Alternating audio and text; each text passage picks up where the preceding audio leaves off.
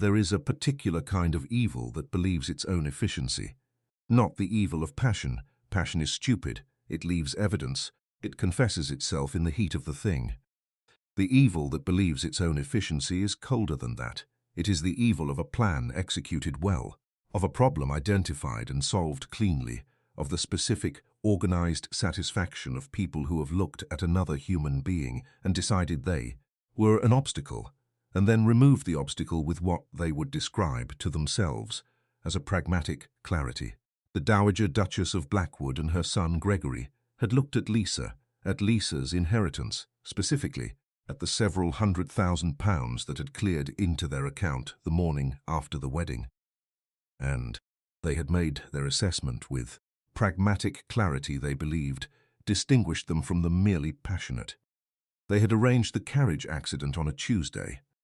By Thursday, they had been satisfied. They had between them the specific kind of satisfaction that efficient people feel when a plan has worked.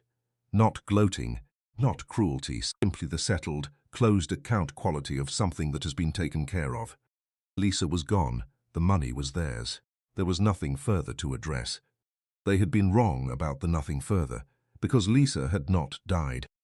She had survived with the specific, inconvenient stubbornness of someone who had not been consulted about the plan for her death, and who had, in the years since, been using the time they had given her, the time of her supposed absence, the time of their settled satisfaction, to construct something considerably more thorough than a carriage going over a cliff. She had been constructing a reckoning. Before we get to the ballroom, before we get to the King's Gala, and the slapped glass and the Dowager, standing up in front of the entire peerage and confessing loudly to a room full of witnesses, I need to ask you something. If you survived something that was meant to kill you, if you came back from a cliff's edge that someone you trusted had pushed you toward, would you return with a weapon? Or would you return with something more patient than a weapon? Drop your answer in the comments, because Lisa returned with neither a sword nor a scream. She returned with a position, a ledger, and 2 years of documentation, and she chose as her primary instrument not violence, but the specific, terrible truth that Gregory and the Dowager were already afraid of each other. She simply gave their fear somewhere to go. Subscribe and hit the bell. Tell me where you are watching from tonight. Your city, your country. Let me know who is in the room now. Let's begin. The inheritance had been the point from the beginning.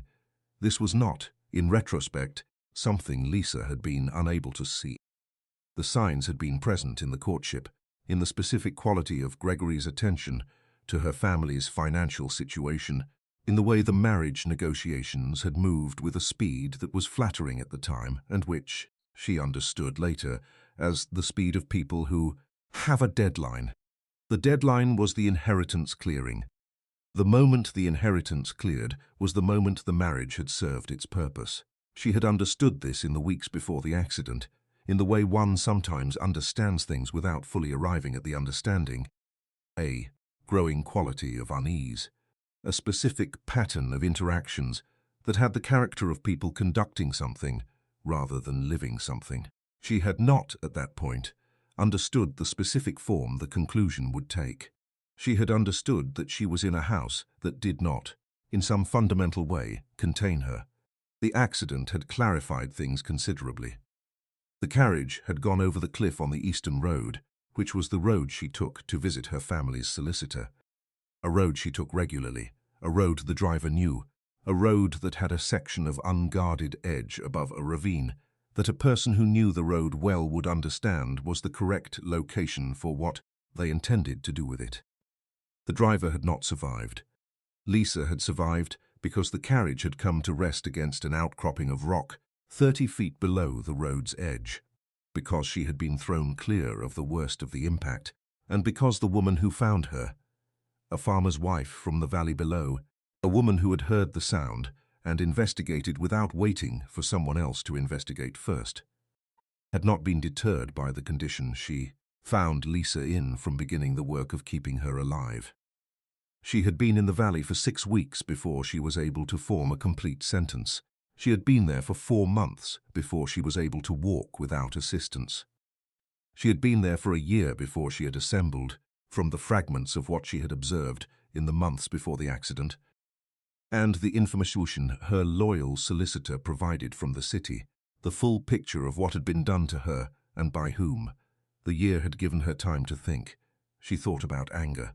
She thought about it with the specific, measured attention of a woman who has been given a significant amount of uninterrupted time to think about one thing, and she concluded that anger was not the organizing principle she intended to build on. Anger was hot, and hot things were visible, and visible things gave warning. She thought about what she actually wanted, which was not merely Gregory and the Dowager's destruction. What she wanted was more precise than destruction. She wanted the truth told. She wanted the truth told in a room from which it could not be suppressed, to an audience that could not be managed, in a form that was undeniable. She wanted the confession. Not because she needed the confession. She knew what they had done, but because the confession was the form of truth that could not be revoked, that could not be denied later, that would sit in the public record permanently. To get the confession, she needed them to confess. To get them to confess, she needed them afraid of each other. And to make them afraid of each other, she needed a position from which she could observe them closely enough to understand exactly what they were already afraid of and supply it with direction. The position at the bank was the elegance of the plan. The Blackwood family's primary financial institution had a vacancy at the senior oversight level, a position that managed the family accounts as part of a broader portfolio of aristocratic clients, a position whose occupant would have access to the family's financial records, communication patterns, and the specific granular detail of how the money moved and where. She had qualifications for the position that she had not possessed 2 years ago, because the 2 years of recovery had included 2 years of intensive study in financial law, conducted with the specific, focused energy of a woman who understood exactly what she intended to use the study for. She presented herself under a different name, with a slightly altered appearance, not dramatically different, not theatrical, but different in the ways that matter when someone is looking at you without expecting you. The hair, the spectacles she did not previously wear, the specific quality of composure that was different from the quality she had possessed before the cliff, which was the quality of someone who has been through something significant and has organized herself around the surviving of it. She was hired. She took the position. She waited. Lady Evelyn arrived at the manor in March, bright, trusting, entirely innocent of everything that had made the manor what it was, walking into a fairy tale she had every reason to believe was one, because nothing about the presentation of the Blackwood family in the months before the wedding had given her cause to believe otherwise. Lisa, from her position at the bank, watched Evelyn move into the manor with the specific, complicated feeling of a woman observing the next target of the people who had tried to kill her. She was not going to let Evelyn become Lisa. This was not sentiment. It was the practical reality that Evelyn, innocent and ignorant and now legally bound to Gregory, was going to need to be extracted from the family before the extraction became as complicated as Lisa's had been. But first, the confession. 2. Sowing the seeds of paranoia. The Dowager's deepest fear was loss of control. Lisa had understood this in the year of her recovery, had assembled it from the fragments of observation across the months before the accident, from the specific quality of the Dowager's management of her son, which was not the management of a woman who trusted her son, but the management of a woman who understood that her son, left to his own judgment, was a liability she could not afford.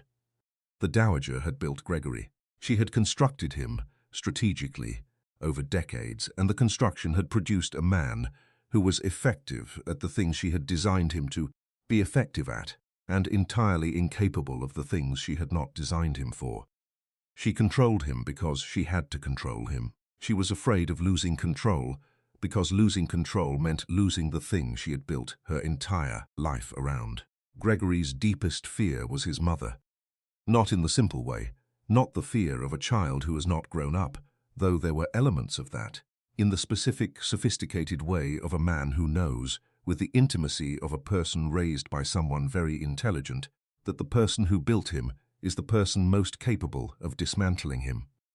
He was afraid of her because he understood her.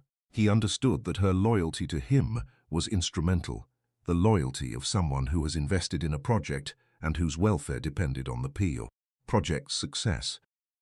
And he understood, somewhere underneath the surfaces he maintained, that the instrumentality could go in the other direction, that she could decide, if the arithmetic changed, that dismantling him was more efficient than maintaining him. Lisa gave both of these fears a specific, concrete form. The forged letter appeared on Gregory's desk on a Tuesday morning. It was in the Dowager's handwriting, which Lisa had practiced from documents she had accessed through the bank, the specific reproduction of a handwriting so familiar to her that she could produce it in the dark. The letter was brief and clinical and written in exactly the tone the Dowager used for strategic correspondence, direct, cold, without sentiment, organized around the question of advantage. The letter suggested that Evelyn's fortune was the family's real future, and that Gregory's management of it required oversight, and that the mechanisms for providing that oversight, legal mechanisms specifically, the kind that required a finding of mental incapacity, were worth exploring. Not that she was planning this, that she was considering whether it was worth exploring. The distinction was the Dowager's specific register. She never said she was going to do something. She said she was considering whether it was worth doing, which left her room to retreat from any position while still communicating the threat, clearly enough for the recipient to understand it as one. Gregory read it 3 times. He recognized his mother's voice in every word of it. He put it in his desk drawer and said nothing at breakfast. The Dowager received the financial statement on a Wednesday. It was a summary, prepared with the specific authority of the bank's official letterhead, which Lisa had access to, of an account she had not previously known existed, held in Gregory's name, into which a significant sum had been transferred over the past 6 months in increments small enough to avoid automatic review flags. The account was at a distant branch. The transfers were documented with the clean, organized clarity of someone who had been careful not to be caught. Accompanying the statement was a property summary, a dower house, rural, distant, in a state of considerable disrepair. The kind of property a person was sent to when the people responsible for them wanted them removed from the primary estate without the social inconvenience of a more visible exile. The Dowager looked at these documents with the specific, white-hot quality of a woman encountering a betrayal that she had, somewhere in the back of her strategic mind, always considered possible, and had chosen not to consider directly, because considering it directly would have required her to acknowledge the vulnerability. She considered it now. She put the documents in her correspondence box and went to dinner with the composed, managed expression she brought to every occasion where composure was the tool. At dinner, she looked at Gregory. He looked at her. They were the people who had, together, pushed a carriage over a cliff. They were the people who had, together, toasted with champagne over an empty grave. They were the people who understood each other with the specific, uncomfortable intimacy of people who share a secret that could destroy them both. And now they were people who were afraid of each other.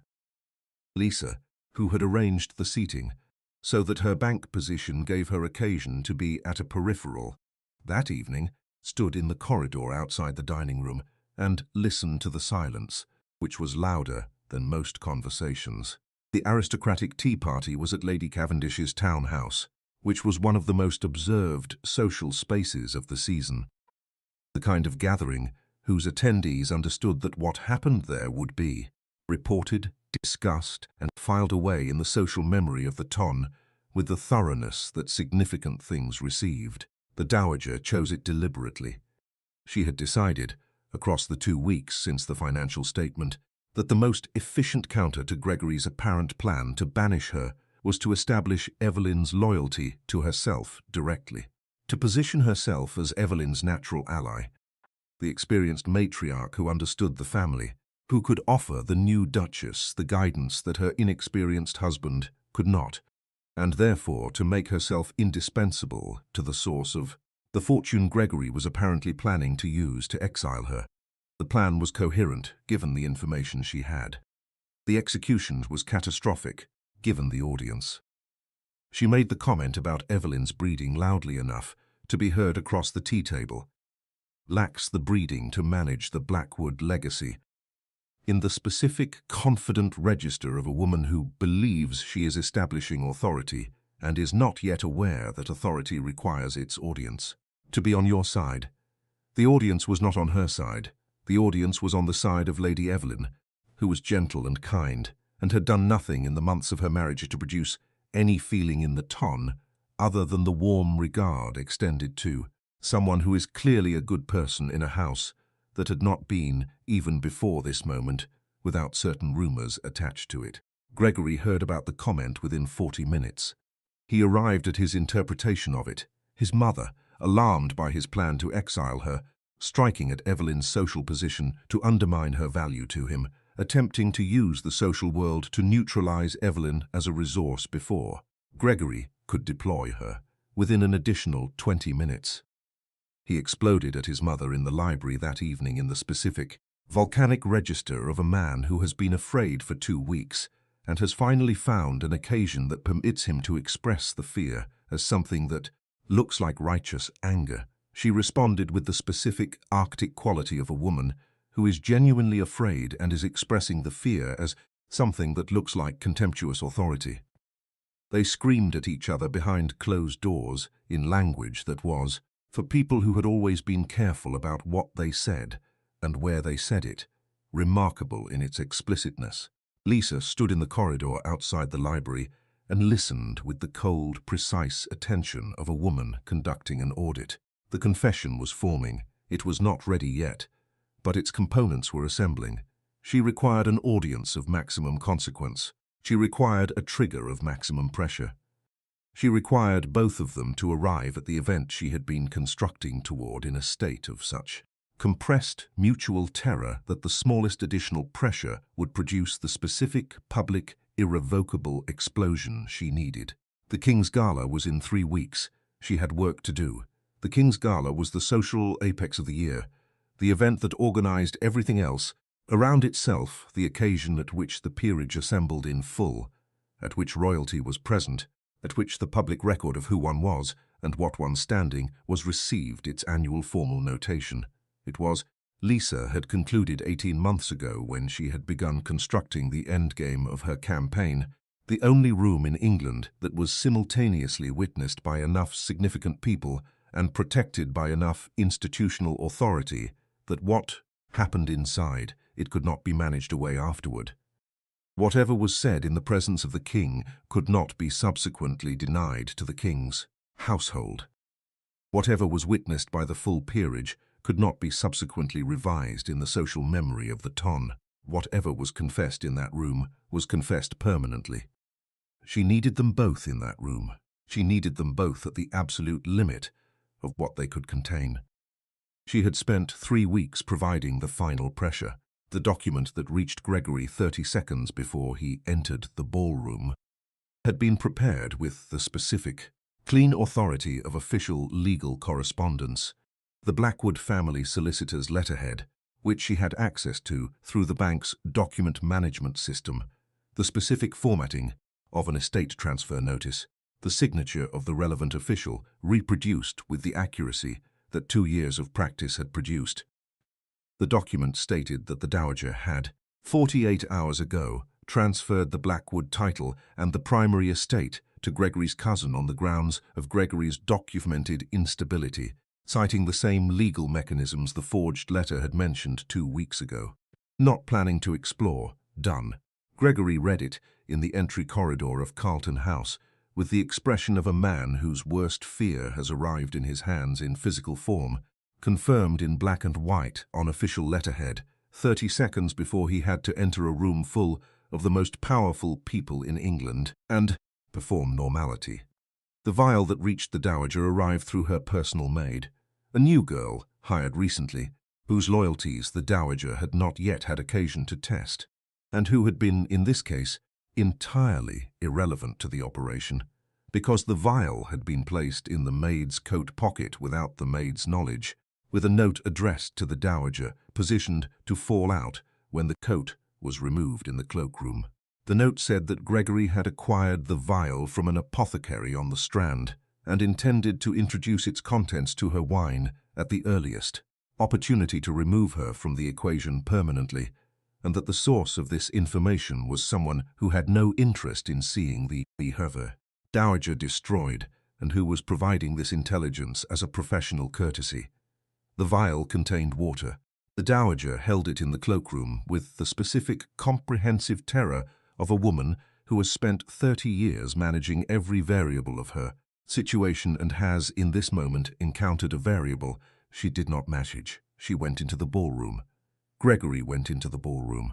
Evelyn went in beside them with the specific, anxious quality she had been carrying for weeks. The quality of a woman who is aware that something is deeply wrong in the household she has married into, and who does not yet have the information to understand what it is. The king's toast began. Lisa watched from the gallery above. The position she had arranged through the bank's institutional connections, which gave her a legitimate reason to be present at an event whose guest list was otherwise tightly managed. She watched Gregory watch his mother. She watched the dowager reach for her wine. She watched Gregory's compressed, 2-week terror of a mother he believed had just legally stolen his title, colliding with the sight of the woman he had been told intended to poison him reaching for a glass near his wife. She watched him calculate, in the space of approximately 2 seconds, that everything he feared was happening simultaneously in this room. She watched him stand up. He said, "You tried to poison me to take my crown, just like you planned to destroy Lisa." He said it in the voice of a man who has passed the point where the volume of what he is experiencing can be contained by the volume he is producing, who has exceeded his own management capacity, who is standing in the middle of the most witnessed room in England, producing the specific, terrible clarity of a person who has lost control and whose losing of it is revealing everything that the control was concealing. The ballroom registered this with the collective quality of a room encountering something that has broken every available protocol simultaneously, and for which no protocol exists, which is the specific, total silence of a space that has suspended its ordinary functions to witness something that supersedes them. The dowager stood. She had spent 30 years being the person who controlled situations. She had spent 30 years being the person whose voice organized rooms. She had spent 30 years being the architect of Gregory's career, of the family's social position, of the specific managed image of the Blackwood house that had allowed it to move through the world with the authority she had built for it. She had never been in a room where all of that had ceased to be available to her simultaneously. She screamed. Not the managed voice, not the Arctic authority, not the specific register of a woman who understands how to deploy her voice as an instrument. The scream of a woman who has lost everything at once and whose body is expressing this in the only language it currently has access to. "I made you a duke. You would be nothing without me. I am the one who orchestrated the carriage accident to rid us of that useless girl, Lisa. You are a cowardly boy." The words filled the ballroom of Carlton House in the presence of the king, the full peerage, and 200 witnesses. They were not retrievable. The room received them with the specific, frozen quality of an audience that has witnessed something it will not forget, because it cannot forget it, because the memory has been burned into every person present by the sheer, extraordinary nature of what just happened. The specific quality of a confession delivered at maximum volume in the maximum possible audience by someone who did not intend to confess and cannot take it back. Evelyn stumbled backward. She stumbled into the crowd with the specific, physical quality of a person whose understanding of their own life has just been replaced, entirely and without warning, by a different and far more terrible understanding.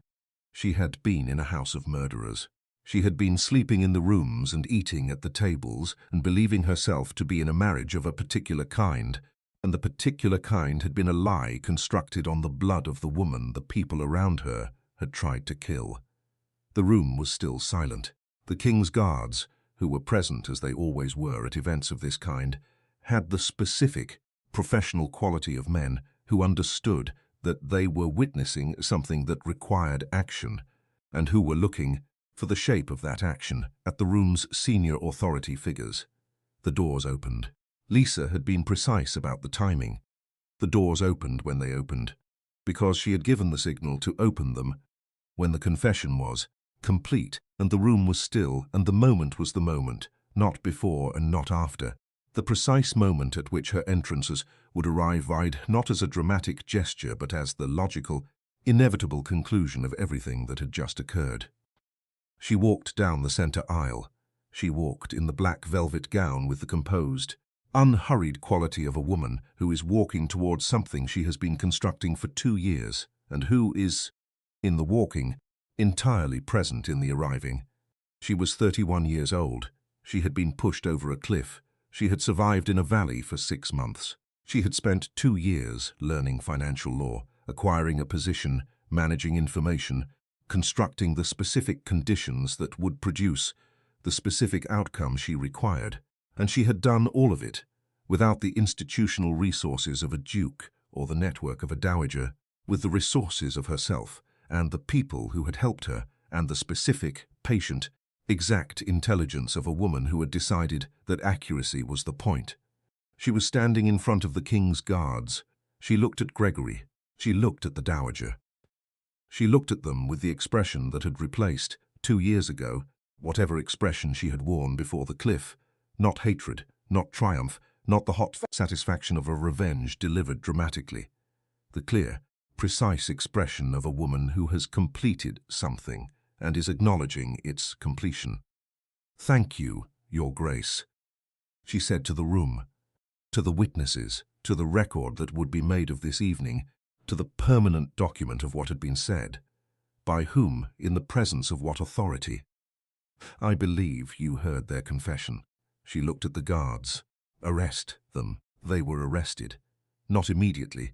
The institutional machinery of a room like this one required a moment to absorb what it had witnessed and to locate the correct process for responding to it, and that moment was filled with the specific, ambient quality of a room that has understood something irrevocable and is adjusting to the understanding. But the machinery found its process. The process was applied. The guards moved with the efficiency of people who have been given a clear instruction in an unambiguous situation. Gregory was pale. He had the specific comprehensive pallor of a man who has understood that the thing he has most feared, exposure, the removal of the structure he depended on, has arrived not as something he could manage, but as something that produced itself from the inside of his own house, through the mechanisms of his own fear. The dowager was the specific quality of still that comes after the storm of a confession. The stillness of a person who has said the unsayable and cannot retrieve it, who is standing in the exact center of the destruction they have produced, stripped of the 30 years of management that had made them powerful, reduced to the simple, unadorned fact of what they had done. They were removed from the room. They were screaming at each other as they were removed. Even now, even in the act of being taken away together, they were accusing, each producing the specific, desperate language of people who cannot stop blaming because stopping the blaming would require facing the thing they had both been responsible for and facing it together without the benefit of the other as a convenient target was not something either of them had the capacity for. They left the ballroom cursing each other's names. Lisa turned to Evelyn. Evelyn was in the crowd where she had stumbled, still there, being steadied by a woman near her who had caught her in the stumbling, looking at Lisa with the specific wide-eyed quality of someone whose world has just been entirely revised and who is still processing the revision. Lisa crossed to her. She did not speak at length. There would be time for the full account, for everything Evelyn needed to know about the house she had married into and what had been done before she arrived. There would be time for the solicitor and the legal arrangements and the specific, practical business of extracting Evelyn from a marriage that had been built on a crime. For now, she simply looked at her. She offered a nod, not warm in the theatrical sense, but genuine in the specific sense of one woman acknowledging another in the aftermath of a significant thing. The acknowledgement of a person what it is to have been inside a house of monsters without knowing it, and who is communicating that the inside is over. Evelyn received it. She stood up straighter. Lisa turned back to the room. The room was looking at her with the specific collective quality of an audience that has witnessed something extraordinary and, that is, in the witnessing, recalibrating its understanding of what is possible. The woman they had understood to be dead, the 2 years of what she had not been doing, which was being dead. The specific, exact intelligence of the campaign she had conducted from a position no one had suspected, using the tools available to her. Information, access, patient, expert, understanding of 2 frightened people's interior geography to produce the outcome with the precision of a woman who had been very thorough about knowing what she wanted and how to get it. She stood in the ballroom of Carlton House, in the black velvet gown, under the chandeliers that were doing what chandeliers did, distributing the light with the generous indifference of things that illuminate, without discrimination, giving what they had to give to whoever was standing beneath them. She was beneath them now. She had not begged for it. She had not been given it back by the people who had taken it. She had simply built, across 2 years in the dark, a structure that produced, when completed, this moment, the restoration of the thing that was hers, accomplished by the specific, irrevocable instrument of their own confession, which they had provided themselves, in this room, to this audience, permanently. A house built on blood and betrayal, burning from the inside out, and she had not had to light a single match. Tell me in the comments, which moment stayed with you? Was it the carriage and the valley, the forged letters that turned them on each other, Gregory seeing his mother reach for the glass, the dowager standing up and screaming the confession, or Lisa walking down the center aisle at the exact right moment? Drop it below. I want to know what you are carrying from this one. And tell me where you are watching from, your city, your country. Let me know who is in the room tonight.